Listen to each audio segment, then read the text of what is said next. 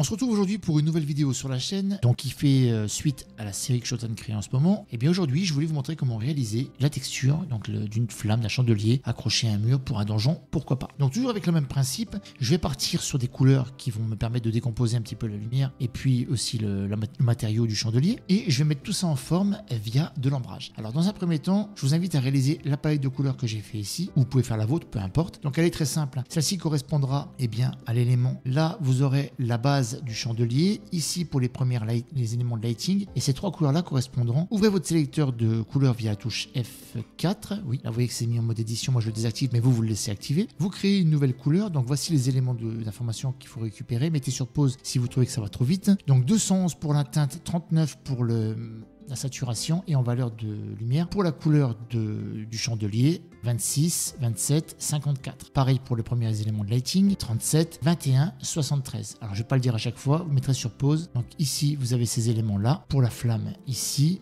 Et enfin, pour le côté orangé de la flamme, ici. Une fois que vous avez réalisé ceci, on va pouvoir commencer à réaliser à proprement parler. Dans un premier temps, moi, ce que je vous invite à faire, c'est de réfléchir un peu à la forme générale de votre objet. Alors, vous prenez votre pinceau avec une taille de 2 ou 3, peu importe. Et ici, vous allez venir dessiner la forme du chandelier. Donc, je vais travailler avec la symétrie. Ça sera pas obligé de faire comme moi, hein, absolument pas. Vous pouvez faire la forme qui vous convient le mieux. Donc voilà, ça me plaît pas trop mal. L'idée, c'est de ne pas avoir de jaggy. Je le répéterai jamais assez dans mes vidéos. Essayez d'avoir quelque chose d'assez harmonieux en termes de courbe. Mais si maintenant vous faites une courbe comme ça, 3, après ça vous faites ça, vous faites un truc comme ça, puis après vous faites un truc, c'est pas bon, hein, vous voyez, c'est pas beau en termes de pas harmonieux. Donc voilà, je vais conserver cette forme-là qui me paraît pas forcément mal en soi. Je veux quelque chose d'assez discret au final, mais qui fasse bien office de chandelier. Donc là, j'ai créé la base. Je vais faire pareil donc pour la flamme. Alors, c'est vrai que j'aurais peut-être même pu enlever cette partie-là et venir carrément dessiner la flamme à partir d'ici, à main levée. Alors, quand c'est comme ça, c'est pas bon. Je vous invite à utiliser le pixel perfect, on retouchera après. Ça permet d'avoir des courbes déjà un peu plus jolies. C'est pas trop mal. Donc, je remplis au noir pour voir un peu la forme de ma flamme, alors qui me paraît quand même assez gargantuesque. N'hésitez pas à gommer. Deuxième étape, une fois qu'on a réalisé ceci, donc la flamme est très grande, je le sais, d'obtenir quelque chose d'assez uniforme. Donc, c'est-à-dire, on va essayer de récupérer d'assez harmonieux. Vous voyez, avec des courbes assez propres, qu'on n'ait pas cet effet, encore une fois, désagréable de jaggy. On est un peu des modeleurs. Hein. Une fois que vous avez cette forme-là qui vous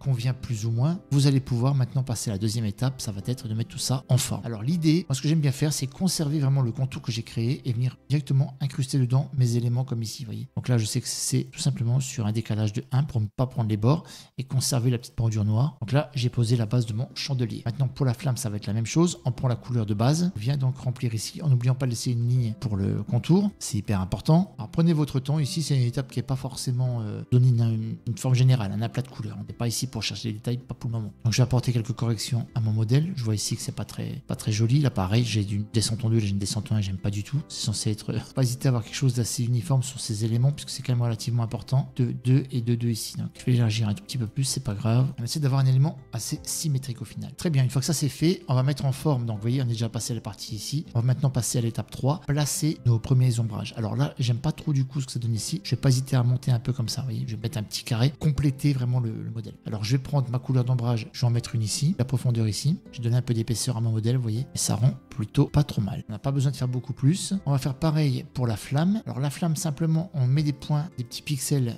à ce niveau-là. On n'est pas obligé de faire tout le tour, ça va faire effet pillow, c'est pas joli. Donc on vient vraiment mettre de l'ombrage, je vais appeler ça de l'ombrage, là où il en faut. Plus vous allez en mettre, et ça n'aura pas forcément un meilleur rendu, bien au contraire, ça peut même altérer le rendu général. Vous voyez. Donc là, l'idée, c'est en fait, on vient la modeler, je l'ai dit avant, mais on vient sculpter un peu voilà. Donc ça, une fois que c'est fait, vous avez obtenu quelque chose d'assez similaire. Je me demande si je ne devrais pas creuser encore un peu ici, éventuellement.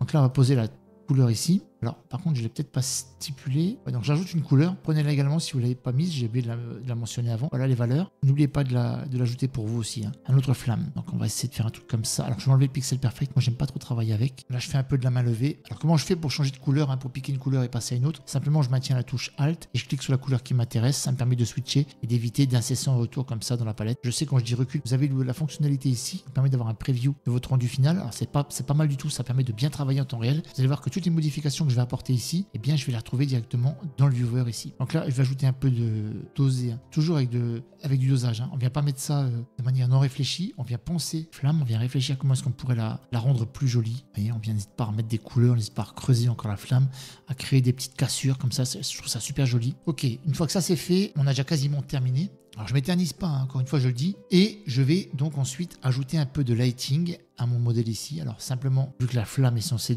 apporter de la lumière, je pense à ces éléments, je les pense au préalable toujours, et je me dis où est-ce que ça pourrait se réfléchir. Alors on peut mettre aussi une petite ombre comme je l'ai fait sur le modèle à droite là-bas. Encore une fois, de la parcimonie, c'est hyper important, pas la peine d'en mettre de trop. Et puis on n'est pas trop mal, là, finalement je pense que là on a plus ou moins terminé le... Donc vous pourriez éventuellement rajouter une troisième couleur d'ombrage pour venir créer de l'ombrage en dessous. Je sélectionne ma couleur Alt plus en dessous, je la fais glisser et je viens tout simplement ici bien changer sa couleur. Alors comment est-ce que je travaille les ombrages? Pour faire simple, je change toujours la teinte. J'utilise le hue shifting, ça s'appelle en anglais. En gros, je vais bouger la teinte, mais je vais bouger également la saturation et la value. Je vous explique. Par exemple, là, si je veux travailler sur la texture d'ombrage, je vais avoir tendance à partir dans la direction, là, plutôt me diriger vers les hauts. Ensuite, je vais booster un peu la saturation et je vais baisser donc pour avoir une couleur d'ombrage. Vous allez voir que ça va super bien à l'ensemble. Ça va donner des couleurs hyper vives comme ça. Ça nous permet d'avoir des rendus très propres. Alors, je ferai des tutos complets là-dessus pour vous expliquer comment ça fonctionne un peu le hue shifting. Vous allez voir que c'est un élément qui est très bien, ça vous permet d'avoir de très bons rendus. Donc le tuto se termine là-dessus, j'espère qu'il vous aura bien plu. Comme d'habitude, si ça vous est le cas, vous mettez un petit pouce en l'air pour m'aider à référencer le contenu et à le faire découvrir à plein de personnes. On se retrouve prochainement pour une autre vidéo. En attendant, pixelisez bien et à bientôt, ciao ciao.